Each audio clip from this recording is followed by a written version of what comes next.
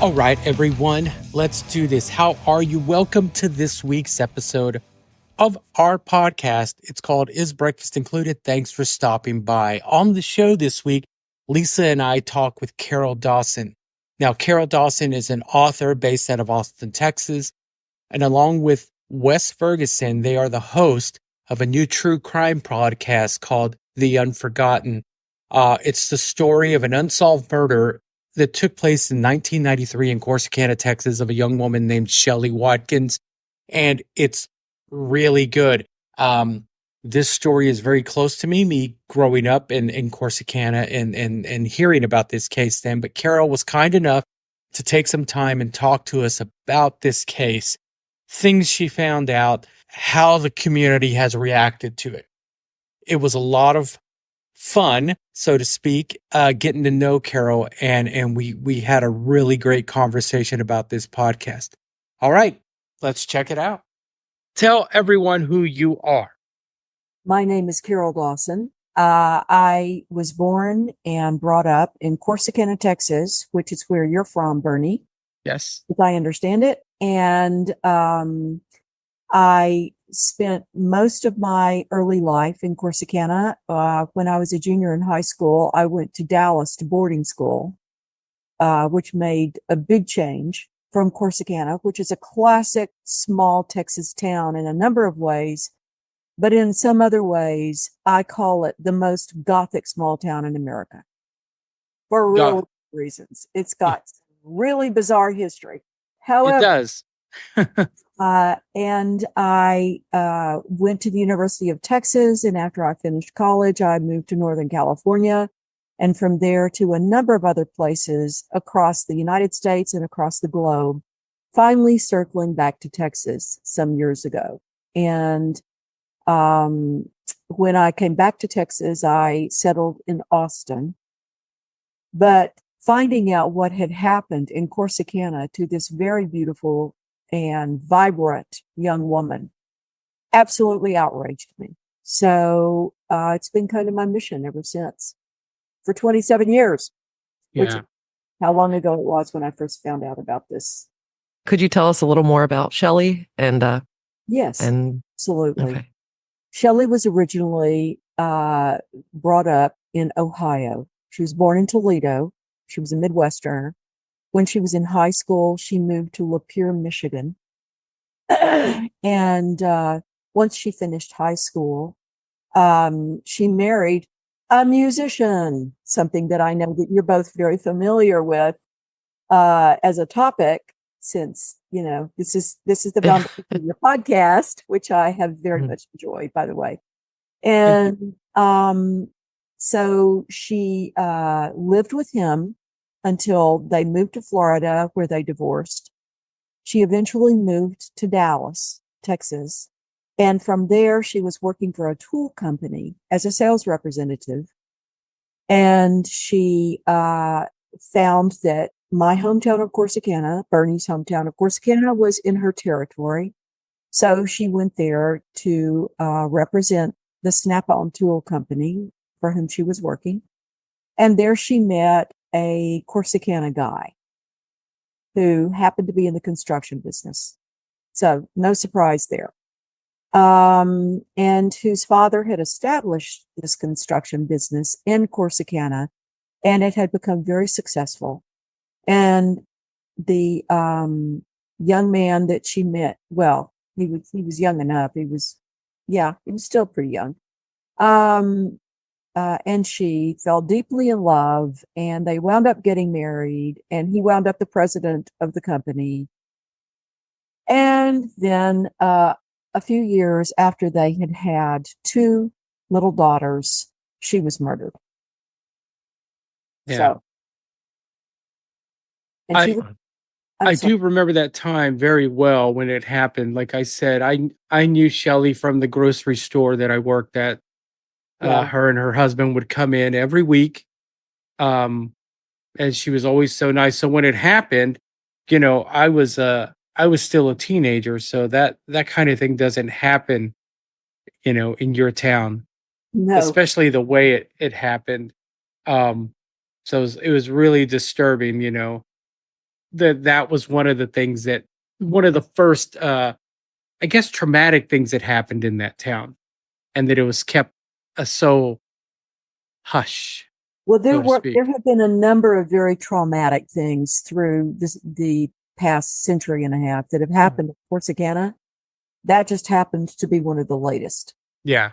And the title of the book that I have been writing, which gave the launch to this podcast, is The Labor Day Ghost, A Brief History of Murder in Corsicana.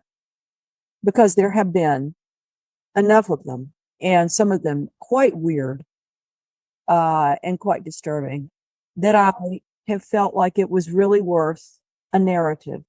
Yeah. And threaded all the way through all these connecting narratives, which cover over 100 years of history in Corsicana, is the Shelley Watkins murder.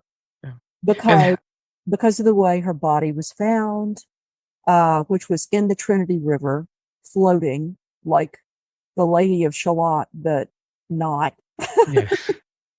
And the way her body had been disposed of, which was to be wrapped in black plastic construction tarp and bound all around with silver duct tape and chained and roped to two cinder blocks, two concrete construction blocks, to weight her down to the bottom of the river. And of course, whoever threw her in there never expected that she would ever come out. And what they had failed to do was to take care of a very necessary step that would have prevented the decomp gases in her body from floating her back up to the surface after a week. Oh, wow. And how did you come to the point of like, this has to be told in a podcast form? well, that's very interesting because I'm a writer and an author. I've had 4 novels published by major publishers and translated into other languages overseas. And, that was my world. That was my life. And also 2 nonfiction historical books. And I was in Corsicana. I'm also a painter. And I show here at a gallery in Austin. And I had been asked by someone in Corsicana who ran the culture, basically the heart of the cultural center and life in Corsicana, if I would come, like Homegirl Goes Home, and do a solo show of my work. So I did. And while I was there, I, at the opening reception of my show, seeing people I had not seen in decades and just visiting with a lot of good old friends and looking around town after the reception was over. And I suddenly went, the time has come for me to finally write the story of this town because it's so weird. I mean, it's truly so weird. We're talking about a guy who had been a multimillionaire back in the 30s who wound up committing suicide supposedly by decapitating himself with a buzzsaw. And his house was across the street from the one I grew up in. His estate was. Yeah. And just little items like that, kind of Oh my gosh. like you don't get that in most small towns. So I realized that I had been putting off telling the story of Corsicana for many years, including, the elephant rampage that killed a woman in the middle of a circus procession and on Main Street and just all kinds of stuff. And threaded through all of this was going to have to be the Shelley Watkins murder because I'd been haunted by it for 25 years at that point. So I started writing the book. I wrote the first draft of my manuscript, and I was showing it to an agent in New York who said, this would make a really great podcast. And of course, I'd never made a podcast. And I salute those who do, i.e. you two. And I thought, I have no clue about how to go about this.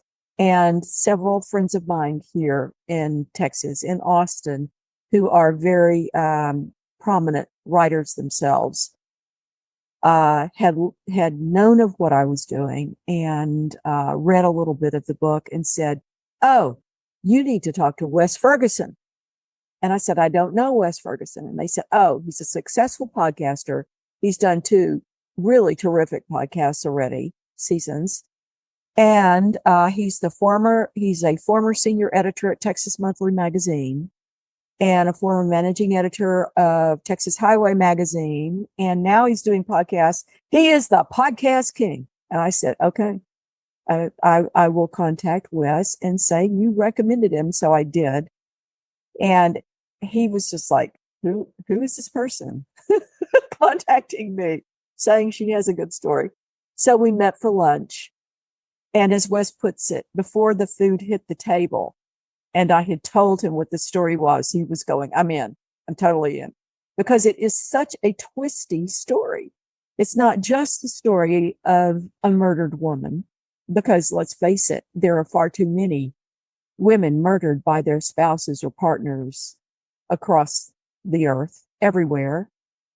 But I had once nearly been murdered myself. Oh, wow. So I know what that feels like when you are literally being throttled to death and the person stops short of that final moment.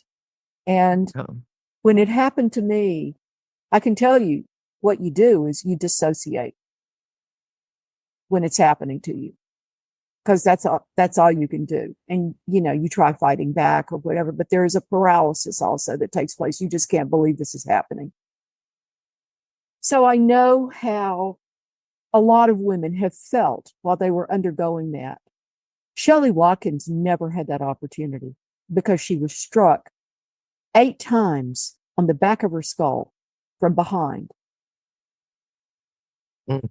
And that is contrary to a lot of other people's theories of how she died. But that was the conclusion of the Dallas County Medical Examiner. Mm-hmm. And we have got him on the podcast eventually, interpreting the entire autopsy report for us. And it's quite specific and also kind of gruesome to listen to, but that's just part of the deal. Yeah. So once I hooked up with Wes and we started working together, it became this dream collaboration because he is such a good journalist. I mean, he is just a very thorough and impeccable journalist. And we both had the same goals and we both have the same set of ethics, which is just the facts, ma'am. No hearsay, no gossip, only facts that can be documented, supported by direct eyewitnesses, etc. Yeah. So that's how, I'm sorry, that's a long way to answer your question, but that's how the podcast came about. Yeah.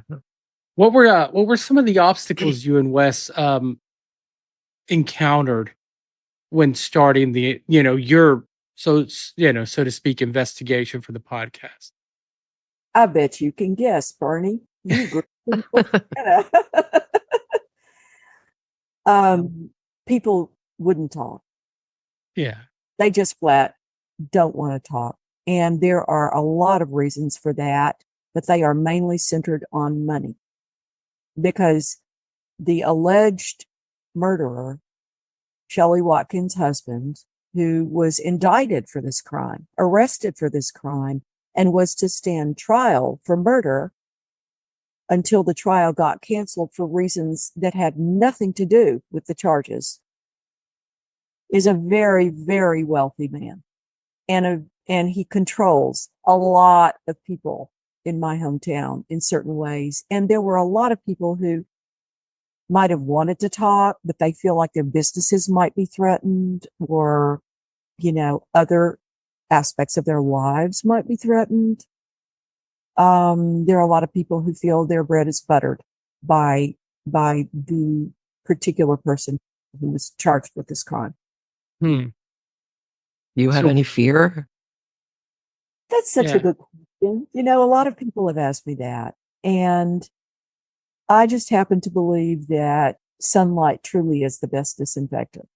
And, once a process gets started and enough people know about it, if anything ever happened to me, if you see what I'm saying, Yeah. people would I'll know. follow. I'll take Uber. People would know Mm. who to go to straight away Yeah. because, it would be obvious. We have had a Second Amendment attorney specialist go over all of our scripts to make sure that there is no defamation. We have not been pointing any fingers. We simply report facts. We report documentation. We report and interview a lot of direct witnesses and people who have been directly involved.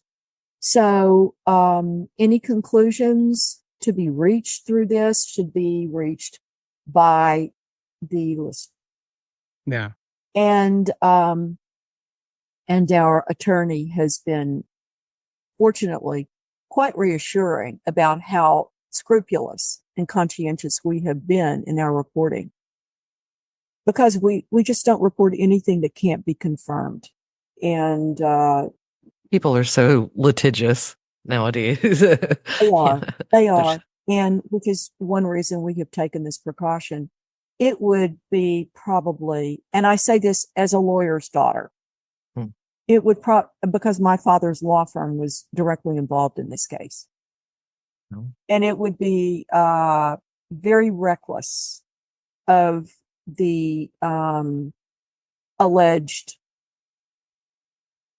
criminal to take this to court for the simple reason that if you want to prove defamation, especially if you have been, it's been suggested that you have murdered somebody, you literally have to prove before a jury that you're innocent. Yeah. If you can do that, then why didn't you do it 30 years ago? But because this case has been in limbo for 30 years, it's still an investigation. It's still ongoing. We've even uncovered new evidence. Yeah.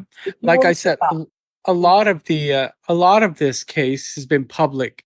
And in your first episode, you spoke to individuals that were directly involved in the investigation. Did you guys uncover anything that hadn't been uncovered? Yes. I will just say yes. Okay. That will be coming up in an episode very soon. Yeah. We're looking forward to that. It provides credible motive. The former assistant district attorney who was involved in prosecuting the case and whom I spoke with after we had uncovered this additional information, and I just went, holy moly, okay, what do we do with this? And so I gave him a call because he appears a lot in the podcast. He's had a lot of commentary in there.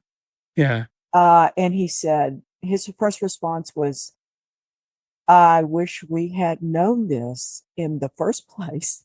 I said, yeah, I wish you had too, but now you do. What do I do with it? And he said, well, it certainly casts a whole new dimension on the case. And so this is what I suggest you do. I said, I've already called the sheriff's department and left a message for the sheriff. And sure enough, a few days later, that was at the end of a Friday.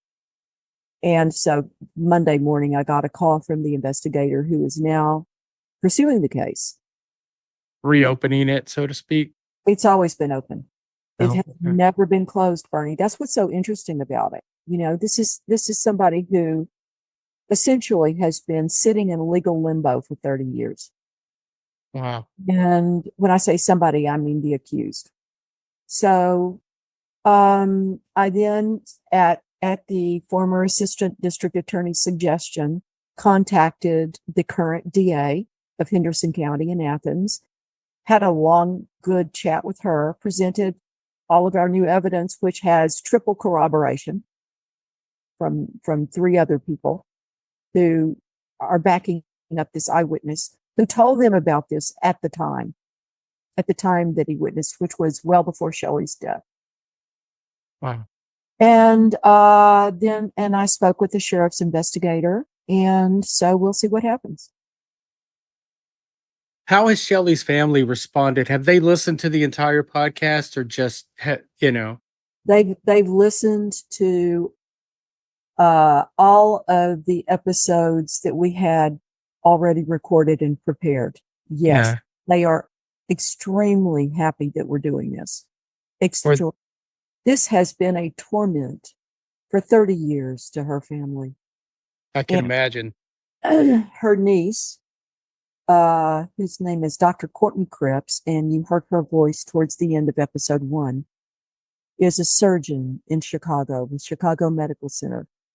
And her life has literally been shaped by this event in every way, because of the way it affected the family, the way it affected her, because she walked in from her beginning days in first grade.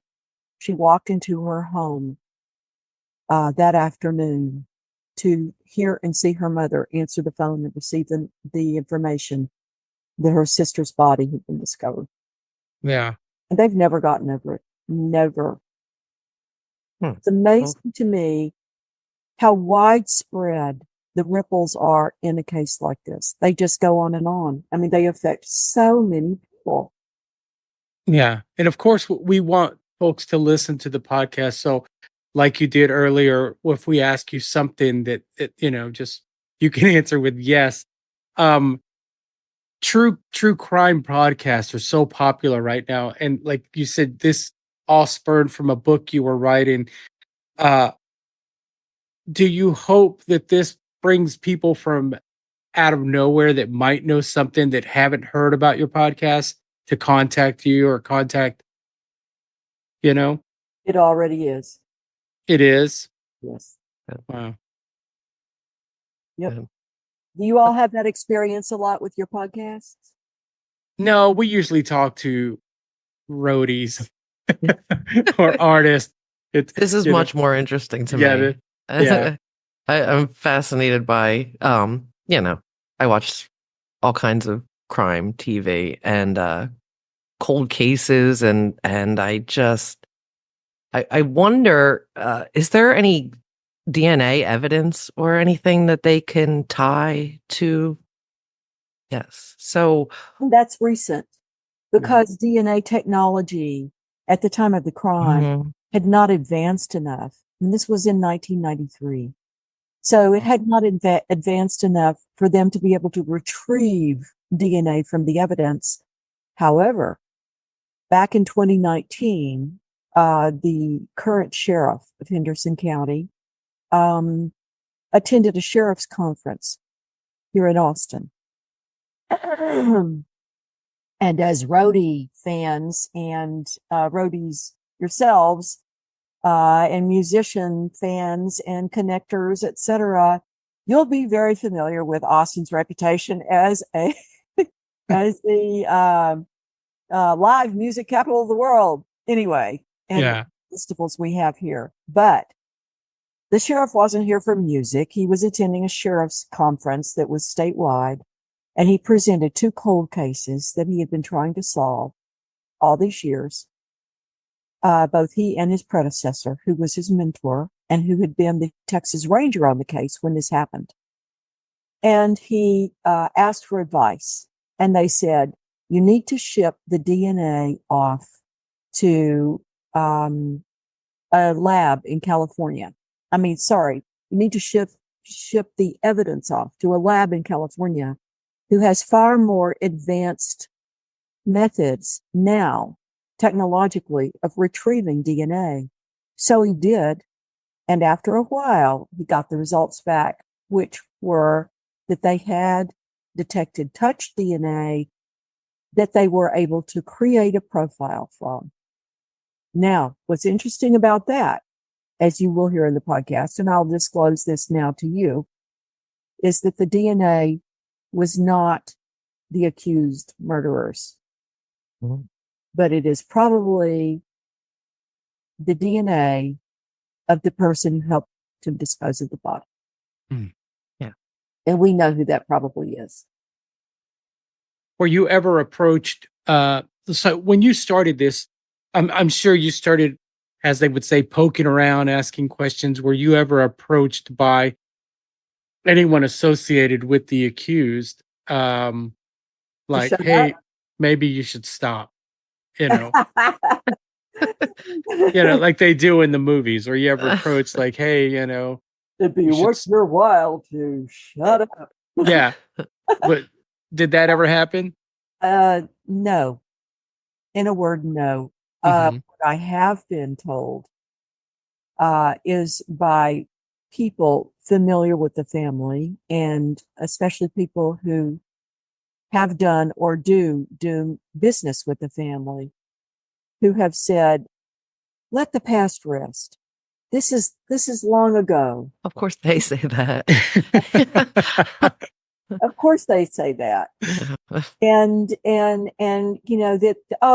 there's no point in dredging all that up now. And and I just go, oh really? So a woman's terrible murder and disposal is just supposed to remain unavenged.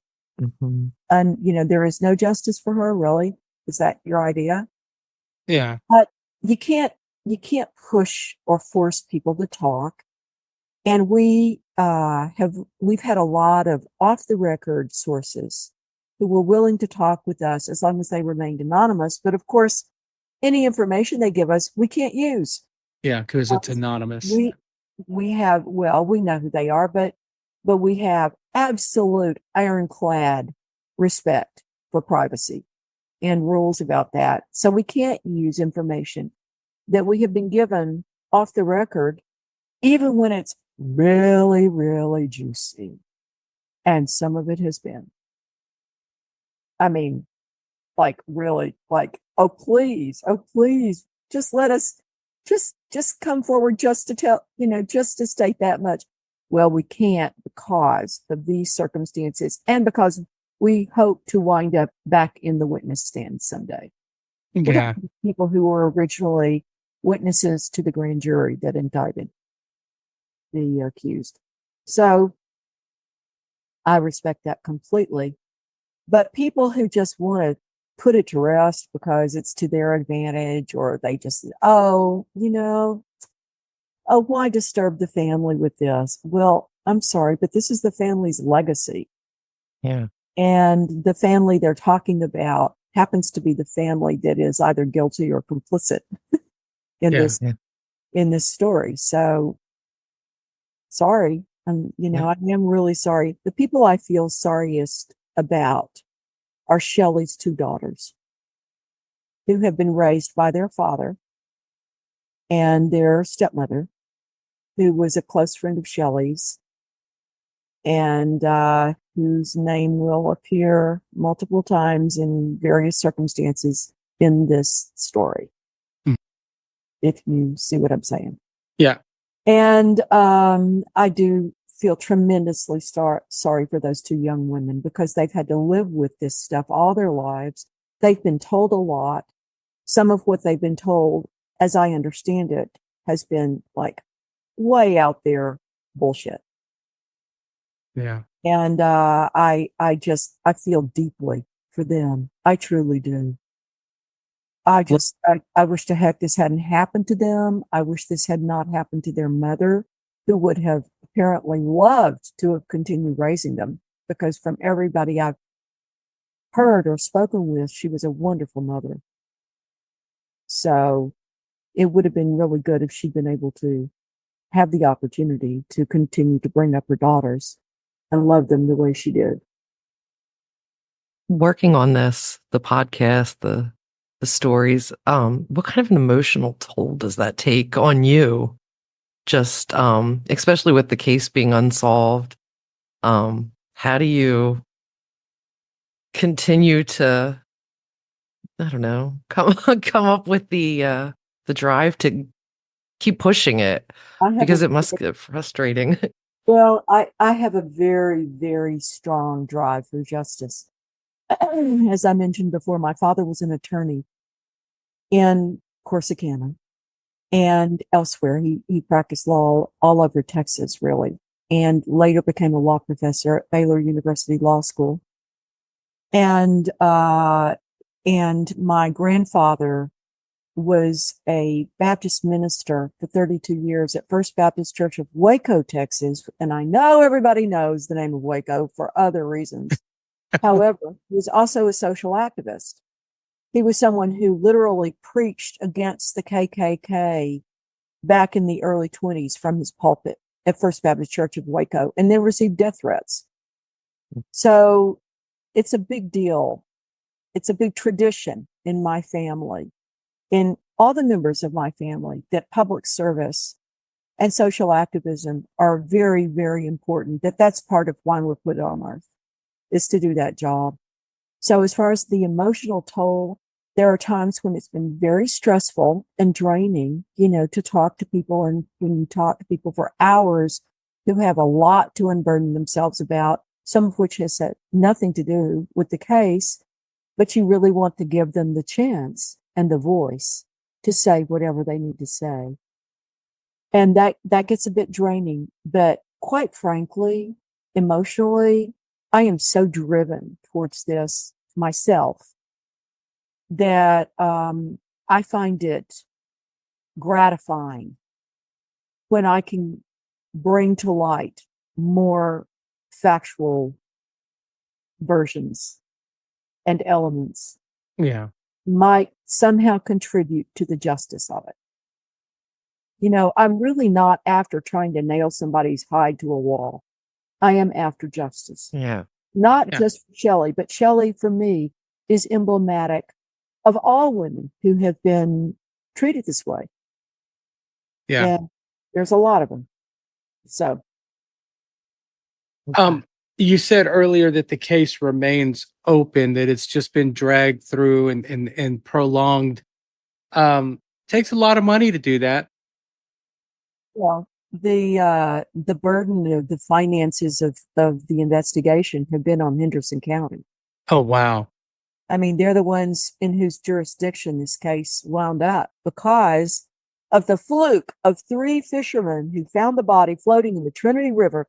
By the way, Bernie, did you ever hear that back in the 1920s, the Trinity River, that is the river that separates Navarro County, where we come from Henderson County, the county next door, was known as the River of Death? I didn't know that.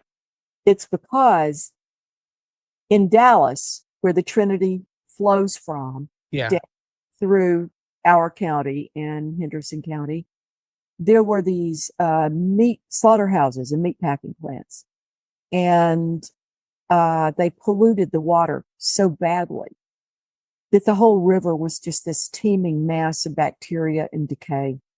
Eventually it got cleaned up, but back then it was publicly labeled as the River of Death. So I've always found it so ironic that Shelley was found in that river. So these 3 fishermen who found her happened to tow her because they were from Henderson County. They towed her over onto the Henderson County side of the river. So instead of Navarro County, where she lived and was killed, having jurisdiction over the case, it wound up in the hands of the Henderson County Sheriff's Office and Texas Ranger there. Yeah. Well, I know that when you said that, I didn't know it was called the River of Death, but finding the occasional body in the Trinity wasn't really an odd thing. No. Because of the way it flowed from Dallas and, so. But usually those were drowning victims, or, not necessarily murdered women wrapped up like a mummy. Yeah. Tied in chains. Yeah. Yeah. We don't want to give away too much. So what do you hope listeners will take away from the Unforgotten, and what do you hope it brings to light? I very deeply hope that it will raise consciousness about what happens to women who, vulnerable women all over the world are constantly made prey. In Shelley's case, anybody looking at her would not have assumed that she was particularly vulnerable because of the position she held in the community, because of who she was married to, I mean, who would have dreamed that this particular firebrand of a woman was vulnerable in this way? But of course, this happens all the time. And I really want there to be a lot more action taken in cases like this. That is one of my prime goals. And that is very much what I hope listeners will come away with, that they'll have their consciousness raised that much more. I mean, there are a lot of true crime shows out there, and a lot of them deal with violence towards women. I think the more conscious we can all become of that problem, the safer women will become. Yeah. Because the more frightened the people who commit these crimes will be of consequences. That these crimes can and will be punished. Yeah. That they will not go unpunished. People won't get away with them. So it's very emblematic to me, as I said. And I also hope that our listeners will just be absolutely riveted by a darn good story, because it is a really good story. I have to say. That's one of the reasons I'm a storyteller by profession.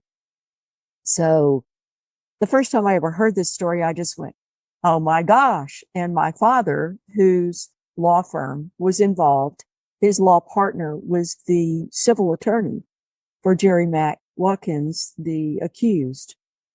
My father said, Carol, I know you. Don't write about this. Do not write about this. This is firm's business. This is law firm's business. And I said, Dad, this is way back 27 years ago. I said, look, this is such an amazing story and plot that I just want to use it in a mystery novel. I'm not going to write a nonfiction book about it. I'm not going to do that. I'm not going to, put it under that kind of exposure. But I've always wanted to write a mystery. My other novels are always classified as mainstream literary fiction. And I'd been very well published by then. I said, I want to write a mystery novel. And I want to use this plot because it is hair-raising. And he said, okay, well, in that case, go talk to Glenn.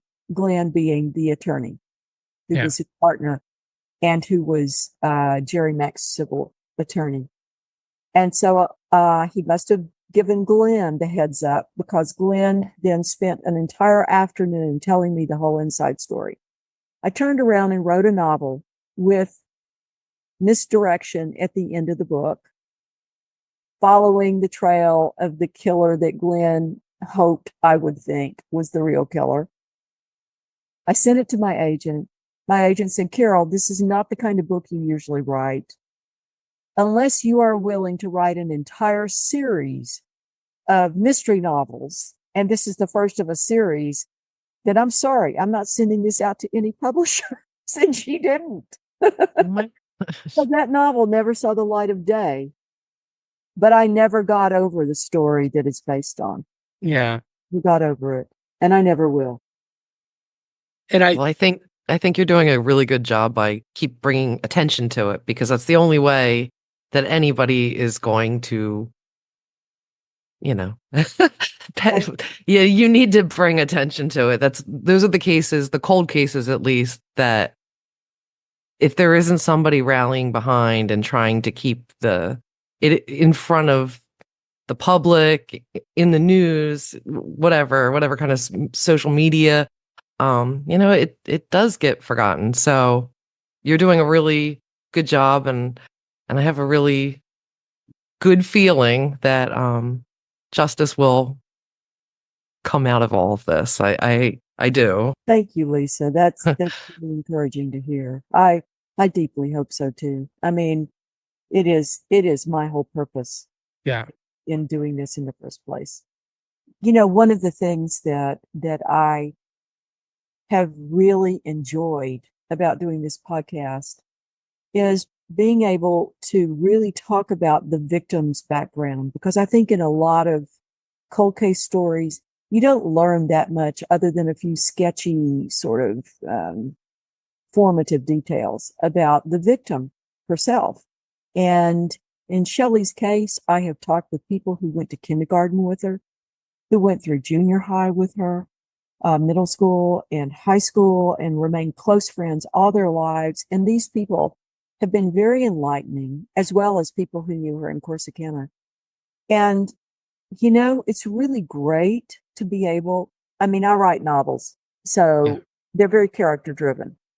And it's great to really get to know somebody's character and to be able to present that to the public and find that the person you're writing about is actually really likable, like really has a lot of good qualities.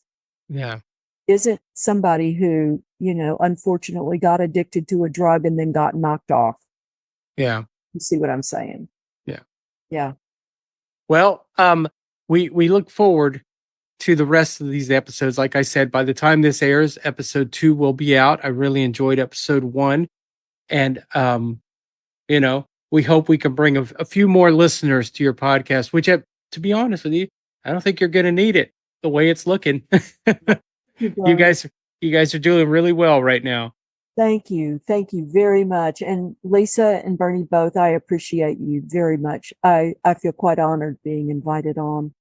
Oh, we're honored to have you on. Yeah, we are. And we're going to end the podcast on a lighter note. We're gonna our podcast is called Is Breakfast Included, Carol? And if we were having breakfast, what would you have? Oh, it's always our last question.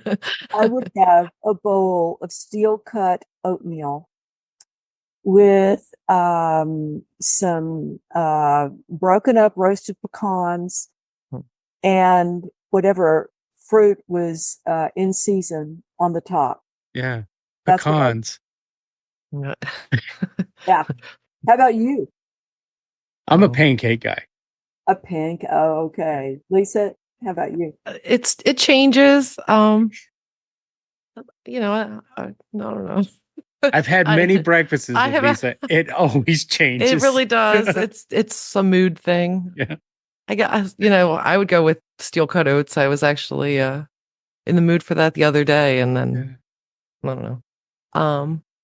I always say she tends to scan as we're walking to the table what everyone's having. He says, "Oh, that looks good. Oh, that looks good." I want sweet or salty. Yeah. I love the title of your podcast, Is Breakfast Included? I just thought that was so clever. Thank you. It's so evocative. It's like, oh, okay, this thing has range. And among the three of us, I've heard nobody mention breakfast tacos, which is quite frankly kind of refreshing because I live in a town that's obsessed with breakfast tacos. I actually dislike breakfast tacos. I don't know why. I just don't think a tortilla and eggs go together. It's not my thing. It's not a Northeast thing. No. Oh, no. Not. Well, I'm with you, Lisa. I grew up Texan, but in our hometown, when I was growing up, and this might have changed by the time Bernie was growing up, there was one Mexican restaurant, and it's called the Old Mexican Inn. Oh, yeah. It's for a particular enchilada sauce that is their own recipe. And you can always tell if somebody has had lunch or dinner at the OMI, as it's known, the Old Mexican Inn, because their breath smells like the sauce. So it's like instant identification. You always know. If you solve this case, or if this case gets solved, not you, but if this case gets solved, do you have another story? Do you have another book? Do you have another case that you'd like to bring? Yeah, okay. And it's oddly enough originally Corsicana based, but it winds up in Taos, New Mexico. And it is an uncannily similar, almost mirror image of what happened to Shelley. And it's about a woman that I literally grew up knowing, and who was the mother of a friend and classmate of mine. Oh my God. So yeah. You know, you get on a mission, you just got to keep plugging on. Yeah. Okay. Well, That's where good. can people find out more about the Unforgotten? Do you guys have a Facebook, Instagram, any of that? We have, yeah, you can look up The Unforgotten on Facebook. We will have a website and newsletter. You can look up details on my partner Wes Ferguson's website. Look up Wes, W-E-S, Ferguson, Ferguson. His website will have ongoing information. We will be publishing documents such as the 5-page search warrant affidavit that included a lot of the evidence that they used to bring the case to the grand jury and get an indictment, and the autopsy report. So there's going to be plenty of information out there that you can look up and read about that augments everything that we are providing in the podcast. Thank you, Carol, so much for your time. It's been good talking to you. Good finding out about the podcast. Great to talk with both of you. Thank you so much for the Yeah, thank you again. Carol Dawson. Pretty crazy, huh? What'd you think of that? Since 93, this case has gone unsolved. She talked a little bit to us after and gave us some more information. You're going to be amazed if you listen to this, when you listen to it. Should I say when you listen to it?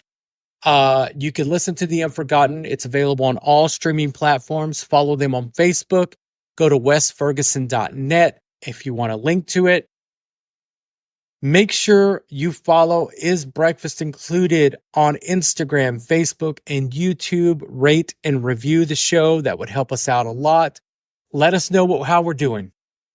All right, guys, we are done. Have a great day, and we'll talk to you next week.